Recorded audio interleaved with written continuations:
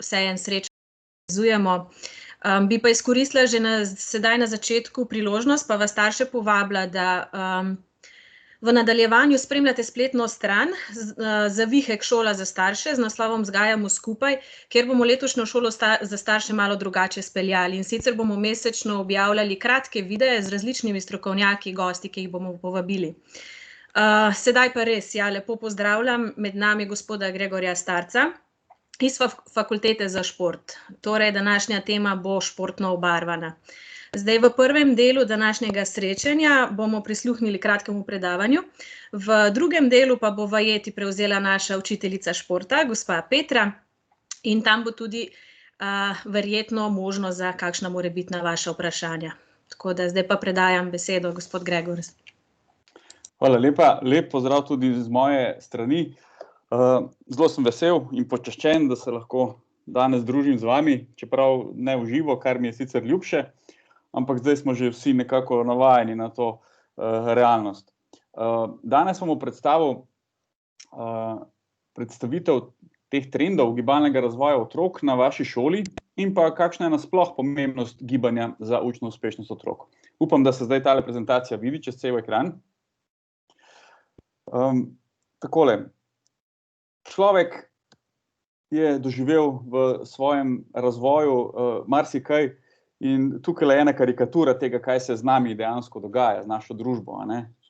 Se pravi, od tistega svobodnega človeka, ki je bil lovec, nabiralec, ki je moral dejansko za svoje preživetje biti zelo telesno dejaven, smo se potem počasi udomačili, postali poljedelci, delavci in na koncu vidimo, kje smo, lezemo skupaj za računalniškimi ekrani.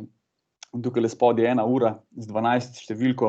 To je povprečen čas, ki ga danes človek preživi nekje v sedečem stanju vsak dan, kar je ogromno in kar ni v skladu s tem, kar naše telo dejansko potrebuje.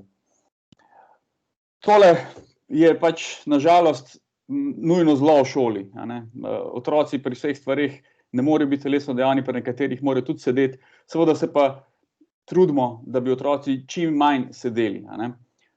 Na drugi strani vemo, da so koristi telesne dejavnosti mnogotere, da, če pogledamo zgoraj, tele modre krogce, govori o tem, kaj telesna dejavnost naredi za naš organizem, se pravi za naše kosti, za našo presnovo, za naše mišice. Telesne dejavnosti nikakor ne moramo imeti samo kot dejavnosti, ki vpliva pozitivno na naše mišičevje, da smo potem bolj učinkoviti, ampak ima različne druge učinke, ki so pomembnejši od same funkcije mišice.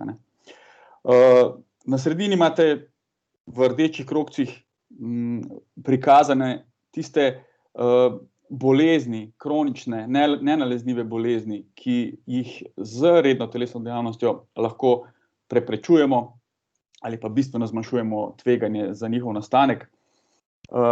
Čist spodaj so pa v zelenih krogcih stvari, ki so pa bolj mehke, ki pa govorijo o tem, kakšen vpliv ima gibanje na naše počutje, na naše duševno stanje, na naše duševno funkcioniranje, na delovanje centralno-živčnega sistema in seveda vse te stvari so zelo pomembne za to, da so otroci tudi...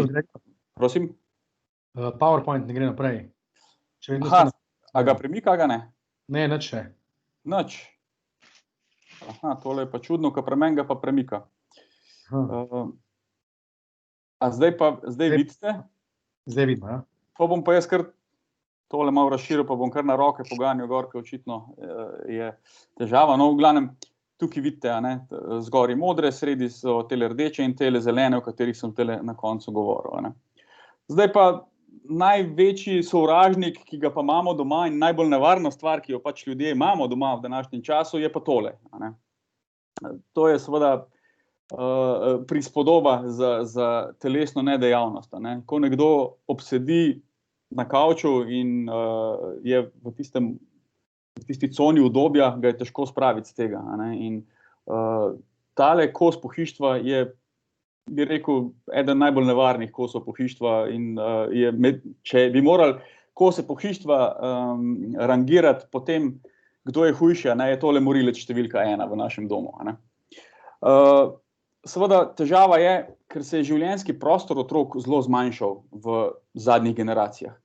Jaz študenti delam že 4. leto v bistvu eno raziskavo, kjer mora vsak študent najti eno družino, ki ima 3, po možnosti pa celo 4 generacije, se pravi prastarše, stare starše, starše in otroke.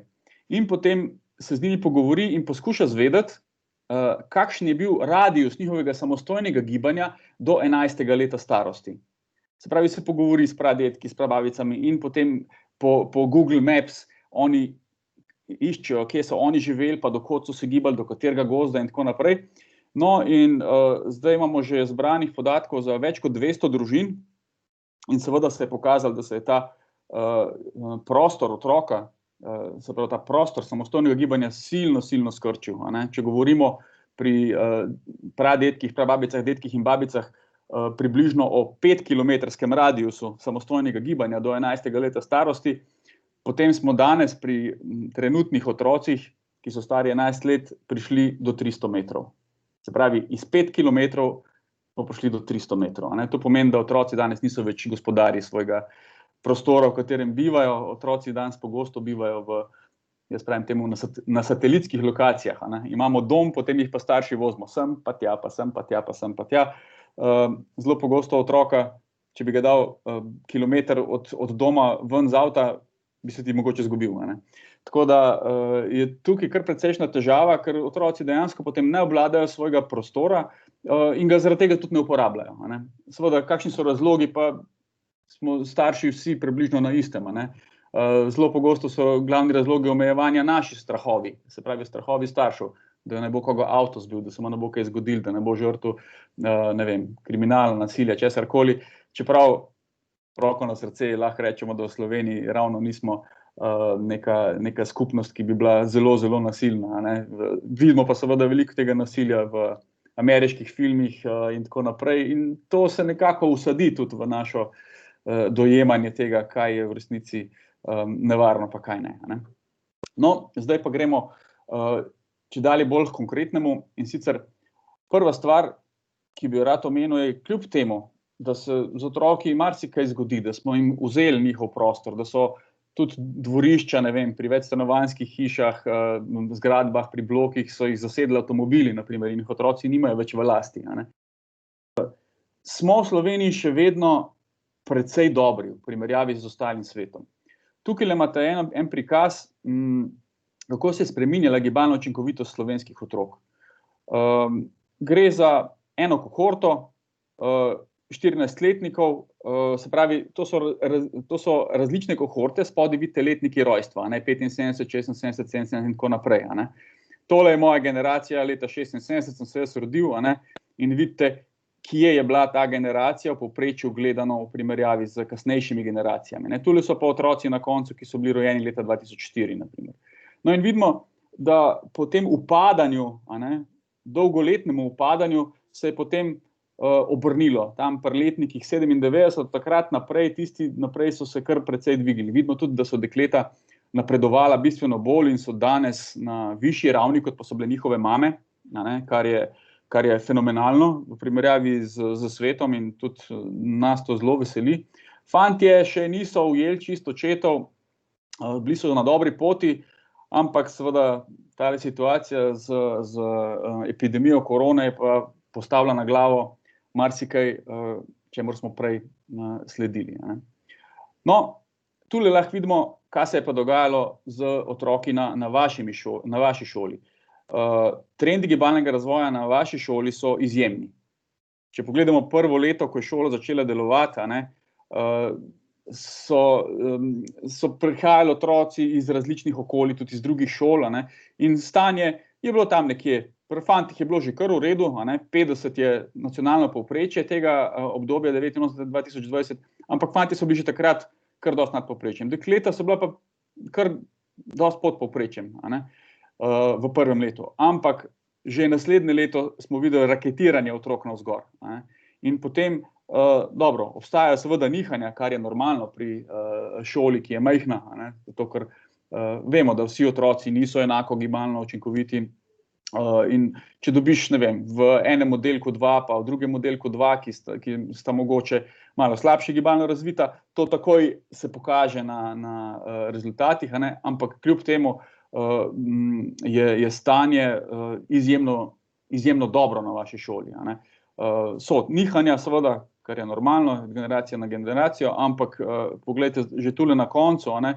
Kljub temu, da vidimo, da je od lanskega leta do letos prišlo do upada, je ta centil izjemno visok, a ne? In mogoče se tukaj to ne vidi tako, ampak zdajle, ko vam pa pokažem vse šole v Sloveniji v letošnjem letu, pa lahko vidite, da so otroci iz vaše šole ta drugi v Sloveniji po gibalni učinkovitosti, a ne? Samo še ena šola v Sloveniji ima gibalno bolj učinkovite otroke v tem trenutku, kot jih pa imate vi, a ne? Kar je izjemno. To pomeni, da je pri vas cel kup otrok, ki so izjemno gibalno učinkoviti, in zelo malo imate tistih, ki to niso, a ne? Se pravi, v letošnjem šolskem letu, kljub temu, kar se je dogajalo, kljub temu, da so otroci zdajle doma, da so bili spomladi doma 2 meseca dejansko, da niso imeli ur športne vzgoje oziroma športa v živo, da tudi tisti, ki so trenirali, niso mogli trenirati v društvih, a ne, je stvar pri vas minila bistveno manj boleče, kot pa kjerkoli drugje. No, tule pa vidite prikaz zelo visoko gibalno učinkovitih otrok in pa nizko gibalno učinkovitih otrok. Se pravi, kakšno je razmerje med enimi in drugimi.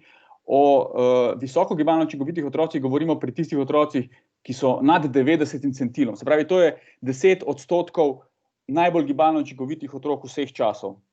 Ne? Recimo, to je 10% otrok ranga Tine Maze ali pa Ilke Štuhec, ne? Se pravi, tukaj not spadajo tile. In vidimo, kakšen visok odstotek je pri vas, a ne? Vidimo, da se gibajo pri fantih odstotki tam danes okoli 25%, pri dekletih smo že blizu 30% takih, a ne? Se pravi, to je izjemno visoka gibalna učinkovitost. Običajna slovenska šola ima okrog 10% do 12% takih otrok. Pri vas jih je med 25 in 30%. Na drugi strani imate izjemno malo nizko gibalno učinkovitih otrok. Ne? V povprečni slovenski šoli govorimo tudi tam okrog 10, 11, 12, ne? Pri vas govorimo o 5, 6, 7% takšnih otrok, ne? Kar pomeni, da imajo otroci izjemne kapacitete in to je tudi izjemno dober obet za njihov splošni razvoj, za kognitivni razvoj, za njihovo funkcioniranje. Dejansko so to zelo zdravi otroci. Telesno in duševno imajo velik potencial in imajo tudi velik potencial, da so stabilni v svojem razvoju, a ne. No, če pogledamo še debelost, a ne, za katero mogoče nam je najlažje predstavljiva kot neka stvar, ki kaže na to, da ima otrok težave, vidimo, da imate izjemno nizek odstotek otrok, ki se srečujejo s težavo debelostjo na šoli, a ne.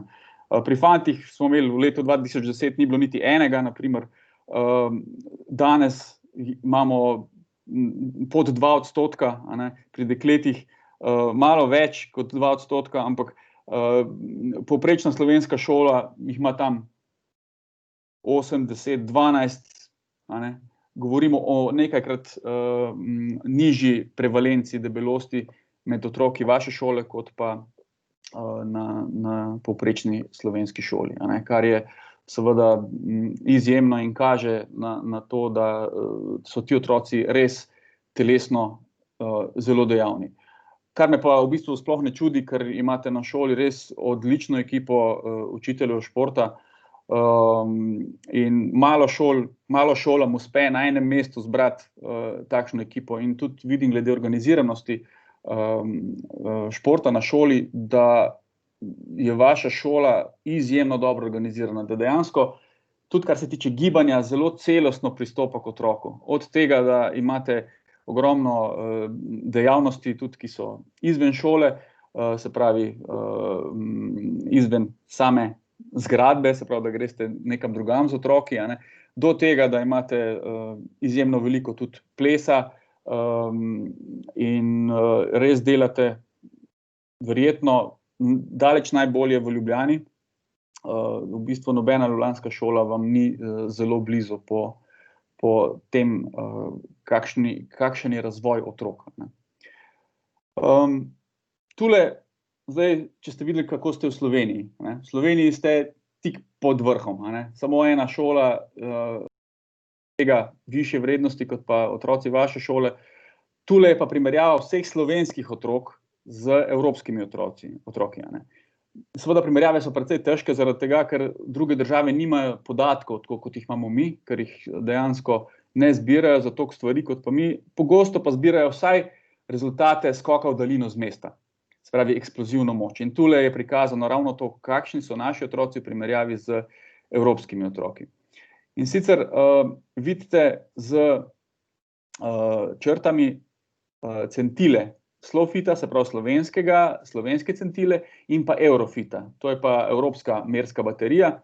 In vidite, kje je 50 centil. Se pravi, 50 centil SLOfit je oranžna, neprekinjena črta, 50 centil Eurofit je črtkana oranžna črta.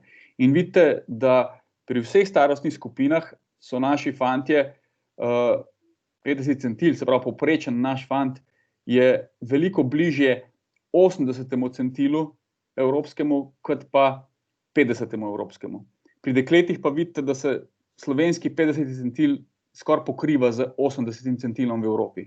Kar pomeni, da je povprečna deklica v Sloveniji je med 20% najbolj gibalno učinkovitih, ima najbolj razvito eksplozivno moč, na primer, v Evropi. Zdaj pa, če to pretopimo še na vaše otroke, ki so po slovenskem prostoru v samem vrhu, si pa lahko predstavljate, kje so. Se pravi, te centilne vrednosti Eurofita sploh ne pridejo v poštev, ker bi verjetno vsi bili tam nekje nad 90 ali pa verjetno nad 95 centilom. Samo to, da imate predstavo, kaj se z otroki dogaja. V Sloveniji je sploh šport na izjemno visokem nivoju v šoli, na splošno, ampak v šolah, kot je pa vaša, pa še posebej. No, to je pa seveda povezano tudi z ostalimi stvarmi. In sicer zelo močno je povezano z kognitivnim razvojem otrok. Se pravi, otroci, ki so gibalno zelo učinkoviti, je tudi njihov kognitivni razvoj na izjemno visokem nivoju, zaradi tega, ker gibanje nenehno spodbuja razvoj centralnega živčnega sistema. In tule sem jaz se enkrat igral in sem vzel podatke PISA. PISA je ena mednarodna raziskava, vsake 4 leta poteka, na kateri preverjajo otroke iz mnogih držav po svetu z istimi testi, prevedenimi seveda, o njihovi bralni pismenosti, matematični pismenosti in tako naprej. Jaz sem združil vse ocene slovenskih otrok, se pravi naravoslovno, bralno in matematično pismenost skupaj, in sem pogledal, kako jim je šlo. In se je videl, leta 2006 so bili nekje povprečni. In potem so padli. V 2009 so se odrezali slabše, kot pa v prvem krogu PISA. Potem je pri dekletih prišlo še do majhnega upada, pri fantih se pa že začeli dvigovati in se potem v 2015 na primer dvignilo zelo visoko, tako da Slovenija se danes rangira v čisti vrh PISA. Se pravi, vedno so v zgornjih 7%, nekaj takšnega. No, ampak potem sem jaz šel in sem te iste otroke, ki so bili vsako leto, se pravi, iste generacije otrok, ki so bili vsako leto na teh testiranjih PISA, sem pogledal, kakšna je bila njihova gibalna učinkovitost. In sem ti dve krivulji pokril med sabo in vidite, kaj se je zgodilo. Se pravi, te krivulje se dejansko pokrivajo. Ko je šla gibalna učinkovitost gor, je šla tudi učna uspešnost gor. Se pravi, ti dve stvari gresta z roko v roki. No, če pogledamo tudi bolj lokalno, naprimer, dostikrat pride kakšna šola, pa reče, mi pa radi preverili, kakšna je povezanost ocen naših otrok z njihovo gibalno učinkovitostjo. In tole je primer, naprimer, ko smo z učitelji ene šole naredili to analizo in se je pokazalo, da tisti otroci, ki so visoko gibalno učinkoviti, imajo v bistvu tudi najboljše ocene. Vidimo, da imajo povprečno oceno bistveno višje od tistih, ki so nizko gibalno učinkoviti, in tudi, da imajo oceno matematike, ki je marsikdaj edina še resnično objektivna ocena, ne. Zelo pogosto se nam dogaja v šoli, da nimamo več razprašenosti ocen, ne, da se začnejo slabe ocene od 3 navzgor, ne, in je pa to težko jih diferencirati otroke. Pri matematiki je razpon ocen še vedno največji, ne. Tako da, na primer, mi zelo pogosto uporabljamo matematiko kot oceno matematike kot tisti pokazatelj, ne. In vidimo, da je tukaj zelo jasno, kako gre katerim otrokom pri različnih stvarih, ne. No, zdaj pa, če sem še malo provokativen, ne. Tole je bila ena raziskava na Švedskem. In sicer, kaj so naredili?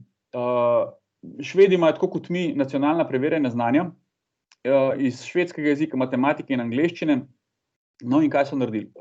Vzeli so 2 skupini otrok, to je bila izjemno velika raziskava, bilo 40,000 otrok vključenih v njo, in so eni skupini dali 2 dodatni uri športa na teden na račun drugih predmetov. Se pravi, vzeli so jim malo matematike, malo švedščine, malo angleščine, pa še drugih predmetov, in so dali te ure v šport.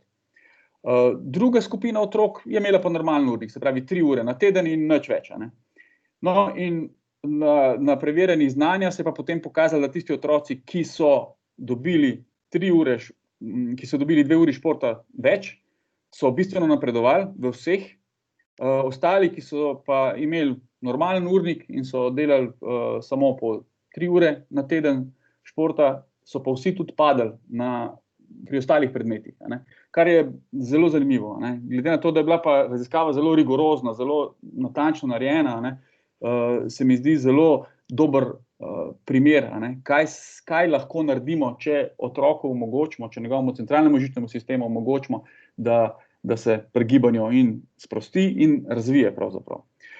No, tale je pa še ena bolj provokativna stvar. Tukaj je pa spet PISA, in sicer preverili so, kaj je najbolj bilo povezano z uspešnostjo otrok na PISI. Vzeli so podatke iz ameriških otrok, kanadskih otrok in finskih otrok in so šli preveriti, kakšna je bila povezanost s kakšno stvarjo, ne. In kaj so ugotovili? Ugotovili so, da tisti otroci, ki so delali več domačih nalog, so se slabše odrezali od tistih, ki so jih delali manj. Se pravi, količina domačih nalog je bila negativno povezana z uspešnostjo na testu. Učenje za test doma je rahlo pripomogla k temu, da so bili uspešni, da so bili bolj uspešni. Najbolj pa je k temu pripomogla matematična samoučinkovitost. Kaj pa je to? To je pa, dejansko bi temu lahko rekli, kakšna je samo podoba otroka glede njegovega znanja. In to daje pa otroku učitelji v šoli, ne? Kar enostavno pokaže, da bistven za uspeh otroka je učitelj. Vse ostalo je manj bistveno. Tudi tiste domače naloge, za katere mislimo, da so tako pomembne, da otroci ne vem, kaj pridobijo z njimi, niso približno toliko pomembne, kot pa je dobro delo učiteljev, in to, da otrok dobi od učitelja nazaj povratno informacijo, da mu učitelj tudi vlije samozavest. Tole ti pa zdaj gre, to pa znaš. Ja? In ko gre otrok s tako zavestjo delati potem te naloge, je bistveno bolj uspešen, ne? Seveda, verjetno, če je učitelj resnicoljuben, ne, in pove po resnici, da mu res gre, ne da mu daje potuho, da v resnici otroku ne gre, ne. Tako da so tudi takšne raziskave, ne, malo provokativni sicer, ampak govorijo pa o tem, da mogoče preveč našega upanja dajemo v domače naloge in preveč šolskega dela prelagamo na dom, ne, da to mogoče za otroke ni najbolj optimalno. No, če pogledamo, kakšni so biokemični procesi, ki izboljšujejo delovanje možganov, seveda tukaj vidite na eni strani mišice, na drugi strani možgane. Za mišice so včasih mislili, da so to pač deli telesa, ki omogočajo naše gibanje. Pripeti so na kosti in preko sklepov omogočajo, da se gibamo. Danes pa vemo, da je mišica organ, in to zelo pomemben organ. Ko mišica deluje, izloča ali pa povzroča izločanje marsikaterih hormonov, ki vplivajo na delovanje centralnega živčnega sistema otrok. Eden najpomembnejših je nevrotropski dejavnik možganov. Največji delež tega, ki ga telo proizvede, ga proizvedejo mišice. In ta neposredno spodbuja rast nevronov, sinaps in izboljšuje spomin. mogoče včasih mislimo, ja, saj z gibanjem delamo na zalogo, a ne. Se pravi, če bomo samo fit, a ne, bo to vplivalo dobro na naše možgane, ampak tile učinki, ki so tule, so takojšnji. To so akutni učinki. Se pravi, takoj, ko bo otrok začel gibati, se bodo te stvari začele odvijati. To se v parih minutah se zgodi, a ne. Dejansko takoj se začne delovati. Potem druga stvar so seveda endorfini, ki se izločajo pri malo bolj intenzivnih dejavnostih in izboljšajo počutje, a ne. Po enem takem naporu trenutnem se kar naenkrat boljše počutimo. Počutimo se malo evforični, celo veseli, a ne. Jaz se ne spomnim, da bi videl človeka, ki bi šel nekaj narediti zase, a ne, se rekreirati, pa je prišel nazaj iz rekreacije še bolj slabe volje, kot pa prej, ki je šel tja, a ne. Vedno se nekaj zgodi, a ne. Potem ketoni. Ketoni so izjemno pomembni. In ko mišice delujejo, se ketoni proizvajajo. Namreč, kaj so ketoni? Mi vemo, da naši možgani za svoje delovanje rabijo gorivo, kot vse druge stvari, a ne. In običajno gorivo za naše možgane je glukoza. Ampak glukoza mora, preden postane gorivo za možgane, mora iti skozi glikolizo. Se pravi, še čez en kemijski proces. Kar pomeni, da to nekaj časa traja.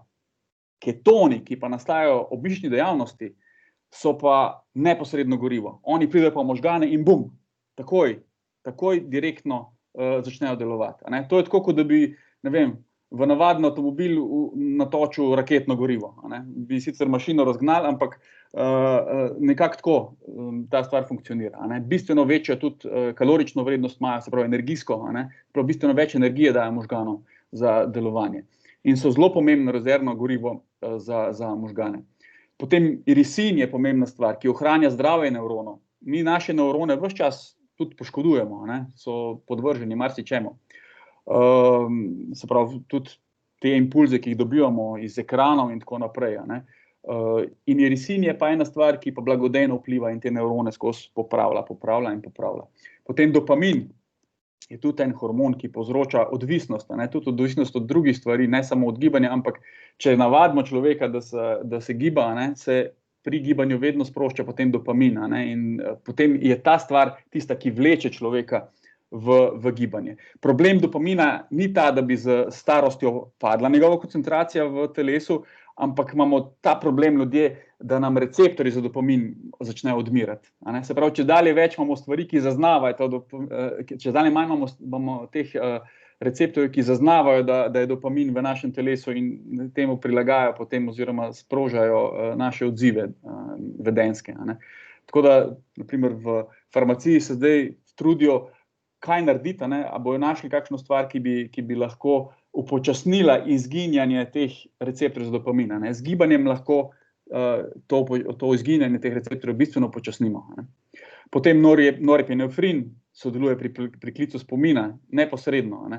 In moramo vedeti, na primer, če si predstavljate vi otrokove možgane ali pa njegov spomin kot eno skodelico, a ne. Ko se otrok uči, posluša, na primer, učitelja, razlago in tako naprej, se ta skodelica polni. Ko se do vrha napolni, začnejo informacije teči čez. Otrok ne pomni več. Mu gre skozi eno uho not, skozi drugo ven, ne zaznava več, a ne. Se pravi, dosegel je svoj maksimalni nivo. Če bi v tistem trenutku ta pouk prekinili in otroku dali nekaj gibanja, bi naredil par počepov, par vaj, ne vem, za 5 minut, maksimalno, bi se kaj zgodilo? Ta skodelica bi se povečala in bi spet nastal prostor, kamor bi lahko učitelji vlivali na novo znanje, a ne. Tako da je tudi to zelo pomembno in si želimo, da bi tudi pedagoške fakultete to znale še bolje učiteljem usaditi, a ne, da učitelji vidijo, ko pridejo otroci do platoja, takrat je treba prekiniti pouk, a ne, jih malo odpreti okna, narediti par počepov in bo šlo veliko bolj naprej, kot pa če se bomo matrali, po domače rečeno, a ne, in poskušali otrokom dati neko snov, ki je ne zaznavajo več, a ne. Enako je zdaj, ko so otroci doma, a ne, tudi starši se znajdemo zdaj v tej vlogi, ki bi lahko otroku rekli, pa bi morali reči, lej, vidim, da si prišel do frustracije, do tega, da ne moš več konc, a ne, pojdi ven, pojdi se razmigati, pojdi teč, naredi nekaj, pridi nazaj, pa bo vse lažje, a ne. Anandamid blaži bolečino, serotonin, preprečuje depresijo, anksioznost, izboljšuje kognitivne funkcije. Se pravi, en cel kup zelo pozitivnih stvari. In to je ta krog, kaj se dogaja z možgani in gibanjem. Živčni dražljaji, ki jih gibanje skozi sproža, se v možganih skozi procesirajo. Povečujejo se presnovne potrebe možganov in naši možgani se odzovejo. Če so oni izzvani, se bodo odzvali. Če jim manjka hrane, bojo možgani rekli telesu, rabim več hrane, rabim več žil, rabim več hrane in bo telo začelo dejansko amniogenezo. Se pravi, krvožilni sistem v možganih se bo začel razvijati. In nevrogenezo seveda, razvijali se bodo nevroni v možganih. Pomemben je tudi adenozin, ki je zelo pomemben za spanje, ker otroci morajo spati, nujno in zelo veliko morajo spati. In ta adenozin se prav pri mišičnem delu sprošča. Se pravi, adenozin trifosfat je glavno gorivo mišic, ko ta razpade na adenozin in na trifosfate in adenozin je snov, ki nas zvečer prijetno uspava.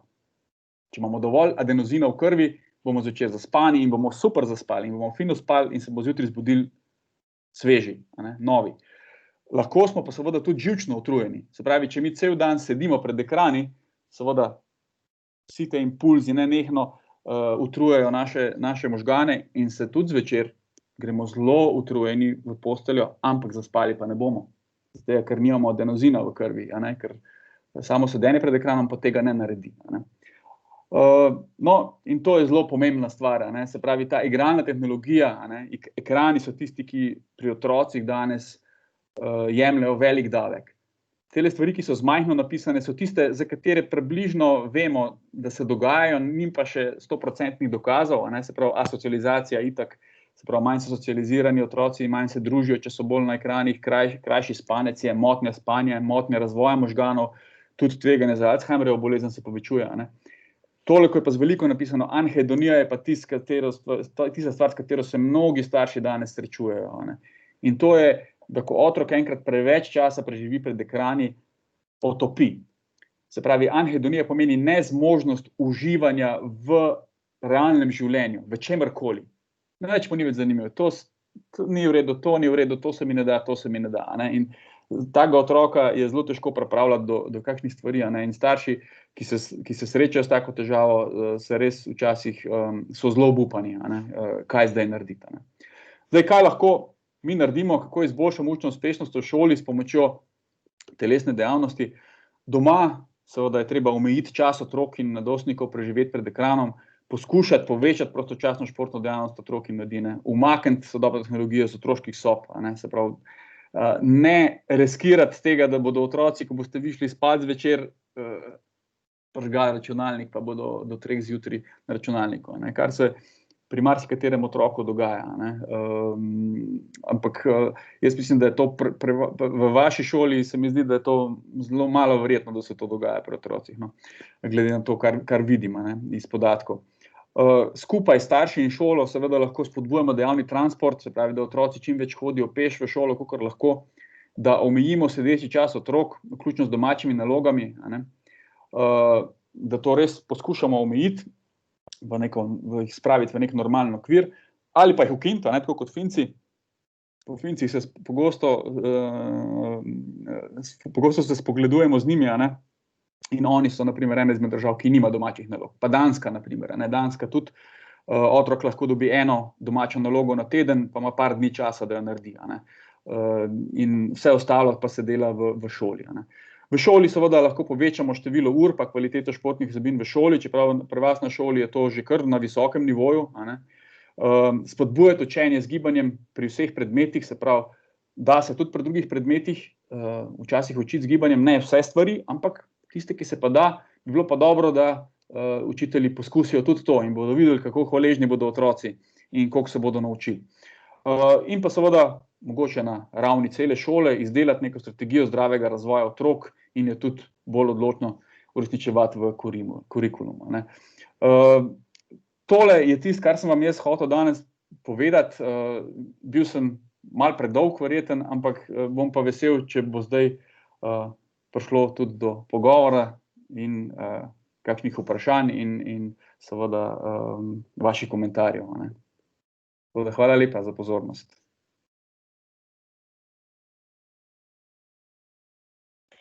Torej, jaz se vključujem v pogovor, sem razumela prej gospod Katko, da jaz prevzemam tole zadevo.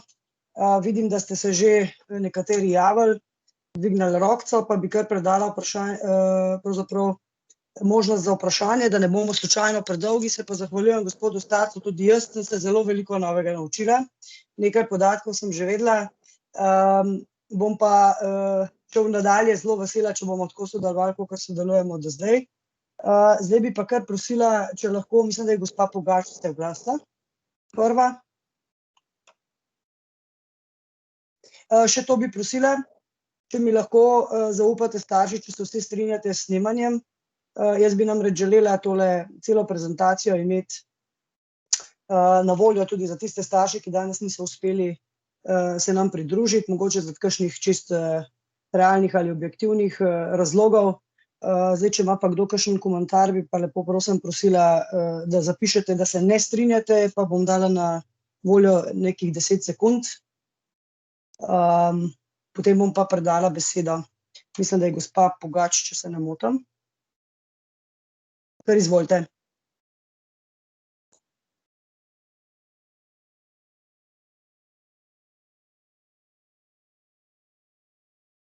Kar vklopite mikrofon, lepo prosim, in izvolite z vprašanjem. V glavnem se strinjate. Zdaj pa to. Strinjam. Ja, resnično je bilo odlično predavanje. Zdaj ne vem, zakaj jaz ne vidim, kdo je še kakšno rokico dvignil, če lahko mogoče. Petra, ti lahko pomagam. Je pa Izvoli. tale roka že od začetka zgoraj, tako da mogoče je tudi po nesreči pri gospe Pogač. A ti, Katka, če te lahko prosim, a ti vidiš, kdo rokico dviguje, jaz namreč... Ja. Pa če lahko kar ti prevzameš tole zadeve, pa če imel kakšno še vprašanje tudi za kjerkoli od naših športnih pedagogov, smo vsi zraven, se priporočam. Hvala. Tako, rokic zaenkrat ni, bomo pa pogledali, če je pri vprašanju kakšno vprašanje. Veliko je čestitk in zahval gospodu predavatelju, čemur se tudi sama pridružujem. In pa eno vprašanje. Do katere starosti velja pozitivna korelacija med športom in učinkovitosti učenja dela? V bistvu ves čas. Se pravi, celo obdobje otroštva in tudi potem naprej v srednji šoli in v študentskih letih in pri odraslih potem povsod je pozitivna korelacija učenja in gibanja pravzaprav, ne. Tako da pomembno je, da otrok gibanje prevzame kot sestavni del svojega življenja, ne. Ne vem, včasih rečem, to mora biti rutina, tako kot je danes umivanje zob. Ne vem, se pravi, če preživiš dan brez gibanja, se moraš počutiti, kot da ti nekaj manjka, ne. Nekako tako. Dobro. Drugače pa mogoče, če eno stvar še omenim, ne, kar se tiče gibalnega razvoja in kognitivnega razvoja. Tukaj je Marija Montessori, ki jo verjetno marsikdo izmed staršev pozna, ne. Ona je bila genialna pedagoginja, za moje pojme, eden največjih genijev pedagogike, verjetno, ki je kadarkoli živel. Ona je v svojem prvem kurikulumu iz leta 1907 imela 2 uri gibanja na dan v šoli. Zaradi tega, ker je vedela, kaj to pomeni.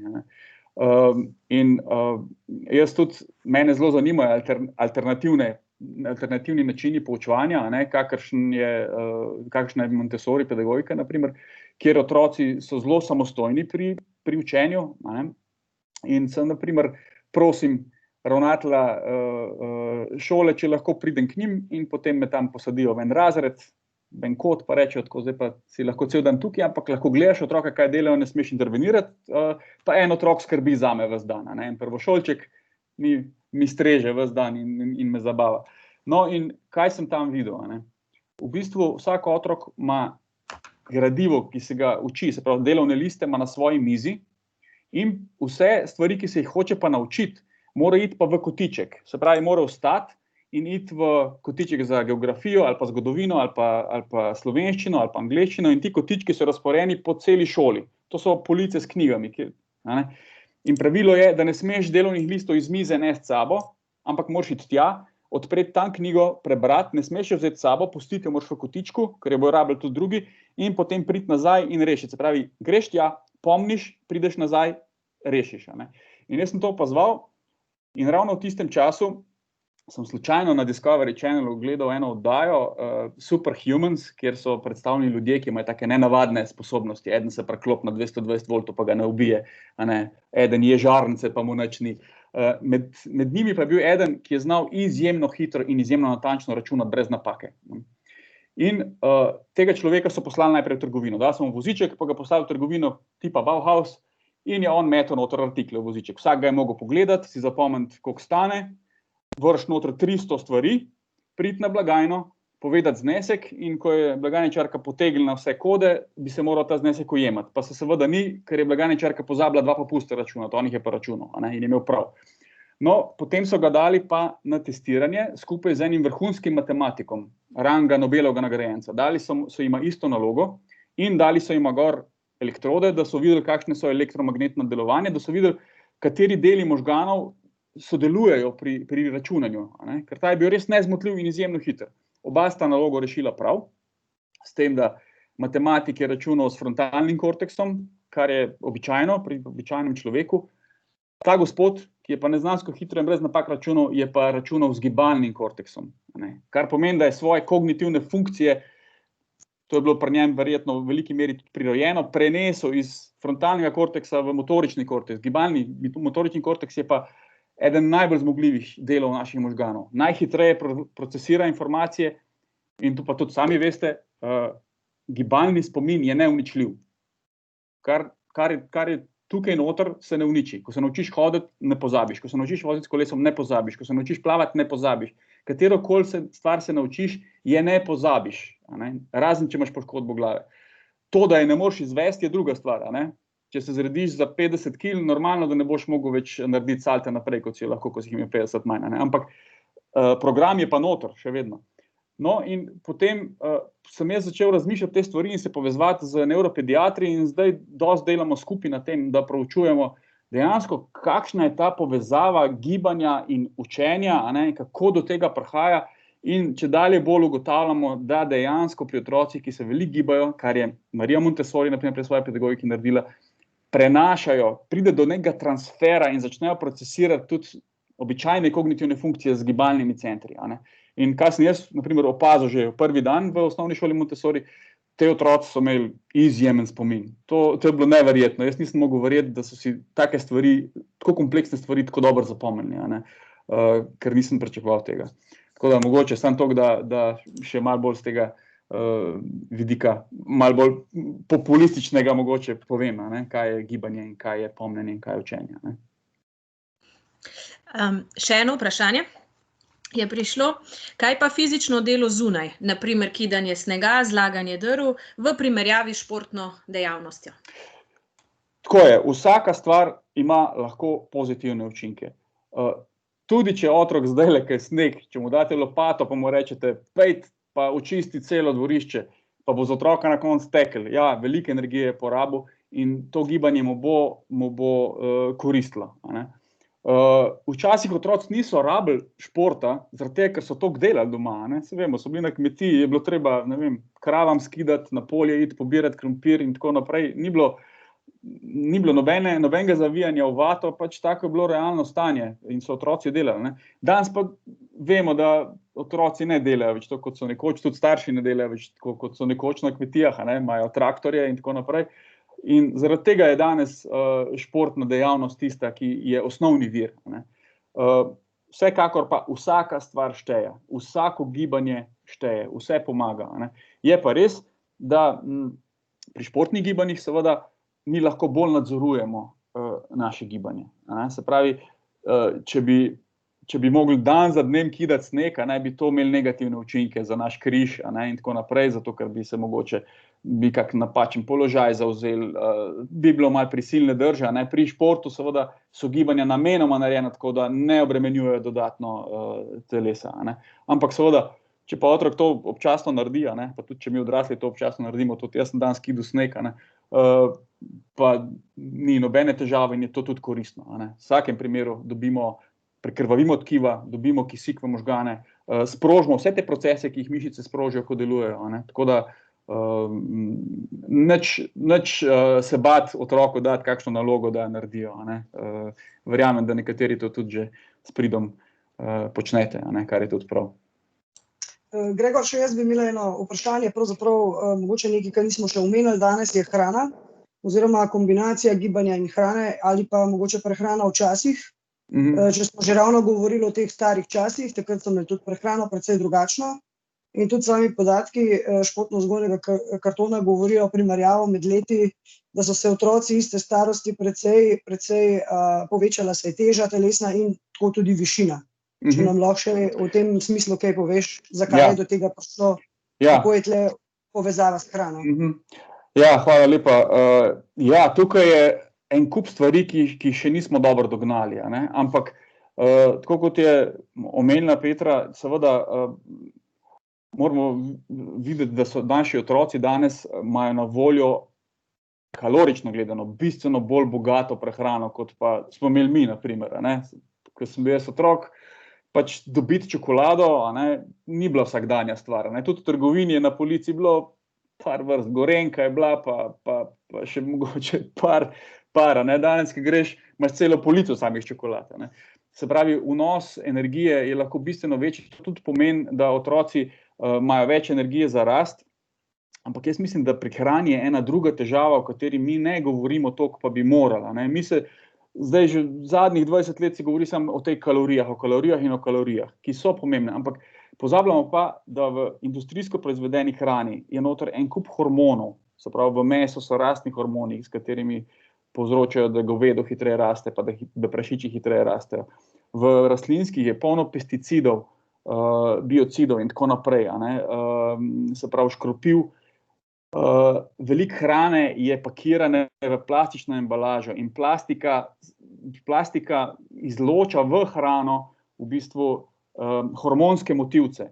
In ti hormonski motilci lahko povzročijo, da naš hormonski sistem deluje malo drugače, kot pa bi sicer, in povzroča te anomalije mogoče. Ker kaj se nam dogaja? Ne vem, dekleta in fantje bistveno prej vstopajo v puberteto, kot so nekoč. Se pravi, leto pa pol prej približno, kot pa so pred 20-30 leti. Kar pomeni, da imajo danes učitelji v osnovni šoli bistveno težje delo, kot pa so ga imeli nekoč. Zato, ker se že v osnovni šoli morajo ukvarjati z najstniki, z njihovimi muhami, z njihovimi težavami. Tega včasih učitelji niso imeli, ker so imeli otroke do 8. razreda.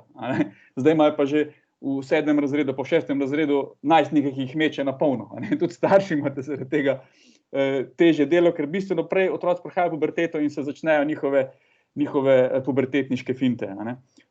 Seveda, puberteta pa potem se izveni približno v enakem času, kot se je nekoč. Se pravi, to obdobje se je dejansko podaljšalo. Otroci nehajo rast približno v istem času kot nekoč. So pa seveda višje rasli, kot so bili.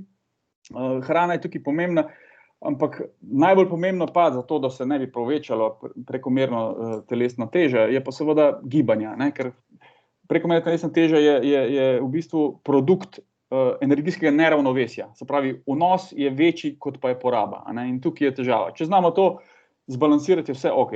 Tisti otroci, ki so pa telesno zelo dejavni, oni pojejo 2-krat več, kot pa tisti otroci, ki so nedejavni, pa imajo prekomerno telesno težo. To morate vedeti. In ker toliko več porabijo. Zaradi tega je pri nas tudi takšna težava zdaj bila, ko je bila šola zaprta, ko so bili društva zaprta, ko niso mogli otroci trenirati, so tisti otroci, ki so trenirali, ki so bili prej najbolj telesno dejavni, so največ telesne mase pridobili. Zaradi tega, ker njihovo telo je bilo navajeno takega močnega obroka, ker ga je vedno rabilo. In telo se počasi odvadi, kar se tiče hrane. Bi pa pri hrani rekel tako, ni treba preveč komplicirati. Pomembno je, da otroci dobijo raznovrstno prehrano. To je to. Otroci ne smejo imeti športne prehrane. Športniki so odrasli, naprimer odrasli športniki imajo neke specifične potrebe. Se pravi, minerale, vitamine, ki jih jemljajo zaradi tega, ker telo izčrpajo do onemoglosti skoraj. Če gledamo samo naše kolesarje, veste, kakšnim naporom sta bila podvržena fanta ali pa vsi fantje, ki so bili na turih in na Vuelti in tako naprej. Mislim, oni z normalno prehrano ne morejo funkcionirati. On, če bi normalno jedel, tako kot mi jemo, ali pa vsi vi zdajle, on zjutraj ne bi mogel vstati s posle. Oni rabijo veliko več, ker dejansko spravljajo svoje telo do limita. Tako da jaz mislim, da glede na stanje, kakšnega imate v šoli, se jaz s prehrano ne bi zelo obremenjeval. Mislim, da so otroci v redu prehranjeni. Skrbeti je pa treba za ravnovrstnost, da ne jedo samo ene stvari vedno, pri čemer bi bil, edina stvar, pri kateri bi jaz bil tako malo zadržan, je ta, da poskušamo čim manj sladkih pijač kupovati, pa po policah v trgovini, da gremo mimo sladkarij. Tega res ne rabijo. Raj doma kdaj spečemo kakšno stvar sladko, pa bo to odtehtalo vse tiste stvari, ki jih kupujemo v trgovini. Voda pa čaj sta pa super. Tako da jaz vidim, da so otroci, moram reči, da sem v zadnjih letih opazil, da so otroci zelo spremenili svoj okus in da marsikdaj vidim, da otrok, ko mu ponudi sok, reče, ne bi, hvala, a lahko dobim vodo. Pa ne zaradi tega, ker bi se sekiral, da bo preveč kalorij, zaradi tega, ker je razvil tak okus. Okus otroka razvijamo mi, sami starši pa tudi šola. Ampak v šolah je s prehrano kar v redu urejeno. Hvala. Še 3 vprašanja so prišle. Kaj pa otroci, ki jih je težko spraviti v gibanje? Kako tam pristopiti, da bi jim to postalo fajn? Ja, to je pa vprašanje za milijon evrov. Če bi bila enotna formula veljala, potem bi bilo to super. Dejansko je pa to ena najbolj zahtevnih stvari, s katero se starši danes srečujemo. Sploh zdajle v tem trenutnem času, ko nimaš niti tega vzvoda na voljo, da bi otroku rekel, lej, pejte s prijateljem ven, pejte se igrati, pejte karkoli. Zdajle jaz verjamem, da se soočate starši marsikdaj z hudo stisko glede tega, ker vidite, kaj bi otrok rabil, pa ga je težko pripraviti v to. Ena stvar, ki bi jo jaz priporočil, je, bodite vztrajni. Starši smo seveda otroku tudi prijatelji, ampak v prvi vrsti smo pa starši. Včasih moramo pri otroku narediti tudi tisto, kar vemo, da je za otroka dobro, pa njemu ni všeč. Se pravi, ko otroka porineš iz cone ugodja ven, se bo upiral z vsem svojim bitjem. S tem se srečujem tudi jaz. Pa naprimer delam na tem področju, veliko stvari vem o tem, pa imam enake težave kot vsi. Naprimer, ko rečeš v soboto zjutraj, takole otroci, zdajle pa gremo hitro pohodne čevlje gor, gremo na planino. 2-3 urce gremo gor pa dol. Gor bomo hodili, dol bomo tekli. Pa ne, pa glih zdajle bo ena risanka, pa tole bi. In seveda, če bi jaz poslušal to jamranje, bi rekel, ok, ljubčki, kar sedite pa v svoji coni udobja, pa poglejte to risanko. Ampak jaz sem pač takšen, da rečem, ne, potegnem vtikač ven od televizije, pa ni več elektrike. Takole fantje dosti, jaz imam 3 fante, gremo, oblečemo se in potem je seveda prvih 5 minut tistega pohoda je vedno pritoževanje. Ja, pa zakaj, pa tu, pa nič ni fino. Po 5 minutah je pa kar nekaj že kar nek smeh, pa bockanje, pa sem, pa tja. In pa priješ pa domov, pa rečejo, kako dobro je bilo danes, samo šli naslednjič spet. In potem vedno rečem, a se spomnite, kako je bilo na začetku? Se pravi, vztrajamo v tem, da vsako negodovanje otroka nas ne sme ustaviti. Se pravi, če otrok reče ne, takoj, dajte se vi postaviti pa reči, lej, ne bomo se šli takole, tole je dober in zate in zame in za našo družino, naprimer, in gremo. Seveda imamo pa vsakdanje stvari, čez teden ima 7 dni, vsak dan je drugačen. In ko ste vi v službi, naprimer, pa ko morate delati, tudi če od doma delate, kaj za službo, ne morate skozi biti tisti, ki otroka spodbujate k temu. Ena izmed stvari je, če boste uspeli zmanjšati ekranski čas, bo otroka samega dolg čas pregnal v to, da se bo začel z nečim ukvarjati in gibati. Se pravi, poskušajte res narediti en red. Jaz lahko povem, kako imam jaz pri sebi doma, naprimer, jaz imam 3 otroke in imajo na dan 45 minut za ekrane. 45 minut jim dam.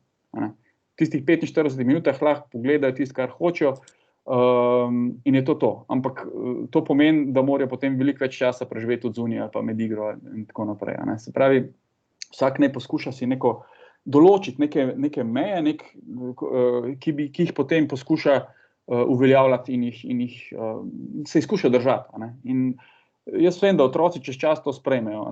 V začetku je pri nas tudi bil revolt, ker so tudi sošolci. Ja, on je pa cel dan lahko igra igrice, cel dan je tukaj, cel dan dela to. Ja, v redu, on lahko, pri nas pa ne. In zdaj mi je zelo všeč, ko mi otroci rečejo, a je zdaj čas za 45 minut, pa rečemo, ok, pogledamo na uro, in ko je konec, rečeš, ni več 45 minut, čas je potekel, je brez vprašanja, se izklopijo vse stvari. In to se je zgodilo naprimer v 2 dneh so sprejeli ta sistem in deluje. Hvala. Nadaljujemo z naslednjim vprašanjem. Kakšno dodatno vadbo poleg šole priporočate za prvo triado za fante? Pa mogoče hkrati preberem še naslednje, ki se nanaša pa na vrsto športa. Se pravi, ali je vrsta športa, na primer atletika ali kolesarstvo, različno učinkovita s kognitivnim razvojem, morda spominom? Se pravi, fant je prva triada, pa vrsta športa. Tako je. Če grem kar od začetka, prva triada, to so otroci stari 6, 7, 8 let, naprimer, in pri teh otrocih je zelo pomembno, da imajo zelo raznovrstno gibanje. Se pravi, če jih vi lahko vključite v neko vadbo, ki je splošna vadba, je to zelo dobro. Zelo veliko športnih društv, tudi tisti, ki so specializirana, naprimer, nekatera, odbojkarsko društvo, ali pa nogometno društvo, ali pa atletsko društvo, bo s tako starostno skupino otrok delala zelo raznovrstno. Se pravi, bo različne vrste gibanja. Seveda najbolj raznovrstna od vseh je že po svoji naravi gimnastika. Naprimer, moji otroci so vsi trije že bili mi smo začeli že v dobi dojenčka, naprimer od 7. meseca naprej so hodili na gimnastiko. Se pravi, najprej tisto, ko so jih trenerji v luft metali, kot dojenčke, in so potem nadaljevali s to vadbo. Zato so dobili to raznolikost gibalnih vzorcev. Vsekakor pa ne bi priporočal neke specializacije. Se pravi, če ste sami opazili, da se v nekem društvu, da res delajo samo za ti šport, pa samo to pomeni, da bo otrok dobil zelo ozek nabor nekih gibanj. Tako da poskušate najti neko vadbo, ki je raznolika, kako splošna vadba. Potem drugi del se pa nanaša na to, kateri šport izbrati. Dejansko vsako mišično gibanje ima podobne učinke na naš organizem. S tem, da morate vedeti, da boste, če bo otrok v kolesarstvu, naprimer cestno kolesarstvo, tukaj je predvsem aerobno. Se pravi, predvsem aerobni procesi se bodo odvijali, manj anaerobnih. In kolesarstvo je, naprimer, stvar, ki je jaz otroka ne bi dal trenirati že zelo majhnega. Vidimo tudi pri naših asih, vidimo, kdaj je, naprimer, začel Pogačar trenirati kolesarstvo. Se pravi, to so športi, s katerimi se lahko relativno pozno začneš ukvarjati. Ker kolesarstvo je, kar se tiče energijske porabe, je zelo energijsko potratno lahko. Sicer so najbolj obremenjene mišice nog, ampak na drugi strani je pa gibanje zelo monotono. Imaš eno gibanje pravzaprav. Se pravi, gibanje nog in lovljenje ravnotežja. Medtem ko, če bi govorili o kakšni drugi panogi, je zelo raznolika. Mogoče pa tudi opazujte otroka, mogoče mu kako stvar malo prikrojite. Ne vem, če imate otroka, to se pri meni dogaja, jaz bom zdaj tudi svojih izkušenj vam govoril. Naprimer, najstarejši moj sin, on je strašno rad zmaguje. On zelo težko je prebavljal poraze in tako naprej. In meni to ni bilo všeč, ker je bil vedno sore loser, vedno je bil jezen, pa vedno je bil pol jezen na one, ki so zmagali in tako naprej. In to meni ni bilo všeč. In sem ga namenoma dal v en ekipni šport, zato da se prvič ta pritisk, njegov lasten pritisk nase, da mora zmagati, se razporedi na ekipo. In tudi, da vidi, da tudi, ko njegov soigralec naredi napako, da on s tem soigralcem tudi sočustvuje, da ne bo rekel, kak kreten si, kaj si naredil, zgrešil si gol s 5 metrov, ampak bo rekel, drugič bo boljše. Se pravi, dobro je opazovati tudi svoje otroke, starši jih najbolj poznate, pa kdaj prikrojiti kak šport. Včasih si pa otrok sam zbere šport, on bi nekaj rad treniral. Mogoče mu kdaj tudi lahko ugodimo, če imamo možnost za to. Ne bi pa priporočal staršem, da nasedate na igro vsak mesec nekaj drugega. To pa zna biti sila naporna stvar in za starše in za družinski proračun. Če hoče en teden trenirati karate, pa mu kupite kimono, pol bi šel rad v skatat, pa mu kupite rolko, pa bi se rad učil z BMX-om, pa mu kupite BMX, pa bi rad šel v Tacen veslat, pa mu kupite vesel za kajak, ne? Pa vsaka ta stvar ima en mesec trajanja, ne, potem ni nič vse skupaj. In tudi tako, kot nipke poje v enem komadu, ne, začeti pa vztrajati. Se pravi, da se z otrokom tudi dogovorite, ok, dovolim ti to, ampak imamo pa dogovor. Pri tej stvari boš pa zdaj vztrajal. Tukaj je pa zdaj, ne moramo se izmišljati vsak teden nekaj drugega. Tako da dejansko v karkoli boste zraven športne vzgoje še otroka vključili, mu boste naredili ogromno uslugo. Tako da, če bo pa to gibanje še zelo raznoliko, sploh pri mlajših, bo pa to toliko bolje.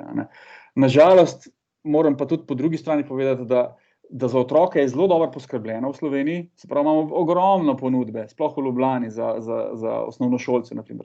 Ko prideš enkrat v srednjo šolo, pa je pa konc romantike pravzaprav. Potem pa začnejo klubi gledati samo na to, kdo je talent, s koga bi lahko naredili vrhunskega igralca in tako naprej.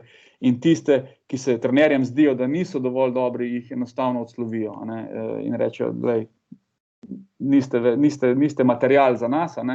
In je nažalost tako, da jaz zaenkrat poznam samo en odbojkarski klub, pravzaprav, ki omogoča tudi dijakom in dijakinjam, da hodijo na vadbo, pa jim ni treba hoditi na tekme, pa jim ni treba tekmovati, ampak lahko pa trenirajo skozi skupaj, in se sami odločajo, kaj jim je všeč in kaj ne. In tako mislim, da bi morali biti. Se pravi, ta ponudba bi se mogla povečati. Če pa otrok seveda je že sam takšen, da si najde kak šport, ki je individualni šport, pa ga rad dela, ne vem, gorsko kolesarjenje, karkoli, pa je lahko tudi samostojen pri tem, potem pa ga spodbujate pri tem. Nekaj zahval in pohval za predavanje, ki vam jih predajam. In pa vprašanje, ali je kakšna dobra literatura, program, izobraževanje v povezavi z rezultati športno-vzgojnega kartona in usmerjanja otrok v najbolj primeren šport za njih? Gospod Rok, profesor športne vzgoje, tako da verjetno tudi malo iz tega poklicnega vidika. Tako je, SLOfit športno-vzgojni karton v osnovi nikoli ni bil narejen za iskanje talentov. Jaz sam osebno imam kar precej zadržkov proti temu, da bi na podlagi teh rezultatov iskali talente, ker osnovni namen je spremljati razvoj vsakega otroka. Danes, ko smo še SLOfit platformo naredili še toliko boljš, ker lahko tudi starši neposredno pogledate, kako se otrok razvija in dobite informacijo, kako mu gre, kako se z tega vidika razvija. Je obstajal včasih na fakulteti za šport program Talent, kjer so otroke stestirali z malo širšo baterijo, pa malo bolj natančno, in oni so potem poskušali jih usmeriti v različne športe.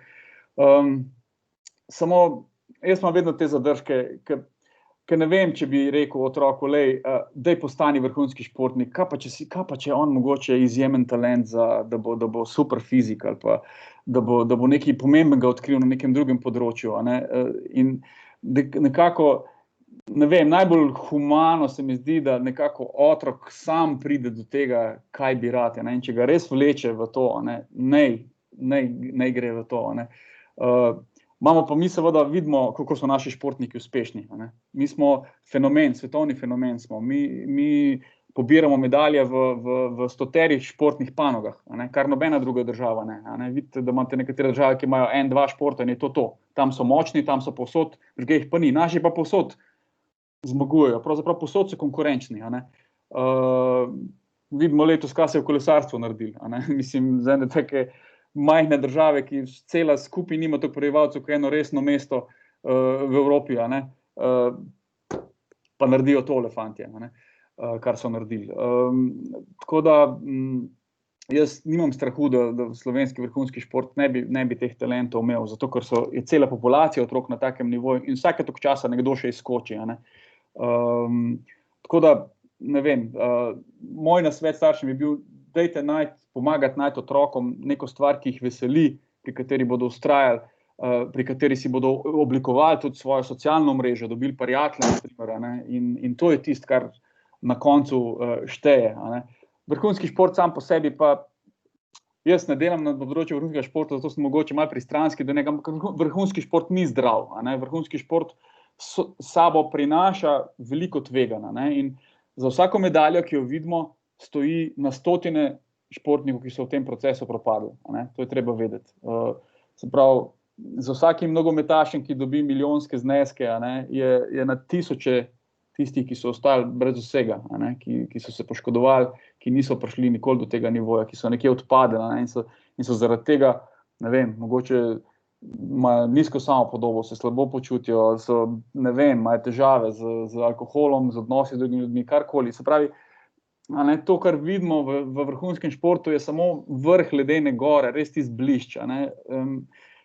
Zadaj je pa velika gora, a ne, odrekanj, požrtvovanj in porazov marsikoga, ne. Tako da mislim, da tukaj lahko zelo veliko naredimo, če otrokom to vcepimo, a ne, da znajo to razumeti tudi sami, a ne, in sami to potem presoditi, a ne, kako pa kaj. Tako. Pa še zadnje vprašanje, s katerim bomo potem tudi zaključili, se pa navezuje na prejšnje vprašanje, ko smo govorili o prvi triadi. Sicer ste tudi že naprej sami nadaljevali, ampak če je mogoče še kaj ostalo, se pravi specifika potem naprej za drugo in tretjo triado. Ja, se pravi, v začetku čim bolj raznolika gibanja, se pravi, če na začetku otrok dobi dobro podlago, lahko kasneje se tudi vključuje v druge. Jaz tudi mislim, da druga triada je tudi še vedno obdobje, kjer mora biti zelo velika raznolikost, a ne.